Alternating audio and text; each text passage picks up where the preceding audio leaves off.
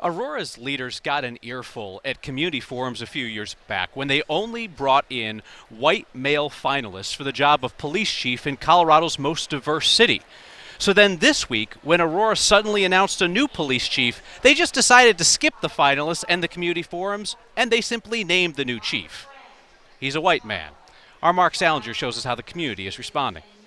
I am very happy to introduce Todd Chamberlain. Inside the Aurora Police Department, the new chief introduces himself to a city that knows little about him. Aurora is now my home. Todd Chamberlain will be the sixth chief in 5 years to lead a department that's faced allegations of racism and biased policing, has been under the watch of a consent decree, and has for a long time said it is working to win back the trust of the community it serves. But I do hope that I can bring the stability that this department needs. Day one is not going well, if you ask people like State Senator Rhonda Fields. The first call I got was from the press. Did you know?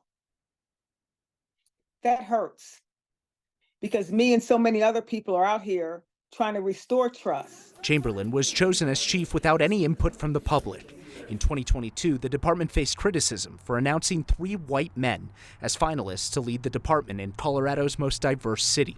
This time around, there were no community meetings, forums, or conversations with the community leaders who've been asking for transparency for years. Their process is like a gut punch in our community where they have just dismissed communities of color, crime victims. It's almost as if there was this weaponization after the Black Lives Matter movement to say, if you want to defund us and you want to question what we do, we will completely cut you off. Candace Bailey is an activist who led protests against police brutality after the death of Elijah McClain, and again this year following the death of Kylan Lewis. Once again, we are seeing that commitment to transparency be completely thrown away. If she had been able to ask Chamberlain questions before he was chosen, she likely would have asked him about his time at the Los Angeles Police Department. As a captain there more than 10 years ago, Chamberlain was named in a lawsuit alleging he failed to discipline or report an officer who was accused of racist behavior against a black officer. A jury awarded that officer, who alleged he was subjected to racial harassment, $1.2 million.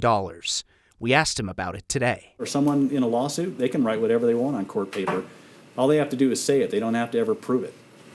And they got $1.2 million. They did. And again, I was never involved in that. I was never involved in the lawsuit. I was the one that identified the issue. I was the one that brought it up to the attention. Chamberlain also said that he left LAPD in part because it was a bad work environment, and that he would fix that type of behavior if he finds it exists here in Aurora today. Of course, that lawsuit in Los Angeles alleges that he didn't do that. Now today, Democratic Attorney General Phil Weiser called for an independent monitor for the police department to be in place when the consent decree expires. He wants there to be a permanent structure for independent review of the Aurora Police Department. Kyle. It is interesting, Mark, right? Because this is the most highly scrutinized police department in Colorado right now, and they bring somebody in by removing some of the layers of community scrutiny that he otherwise would have faced. Exactly, and you talk to people like State Senator Rhonda Fields, who is one of the leaders, one of the most respected people in Aurora, and she says, we have been trying to restore trust for the Aurora Police Department for all these years. Just bring us into this conversation. They didn't do that.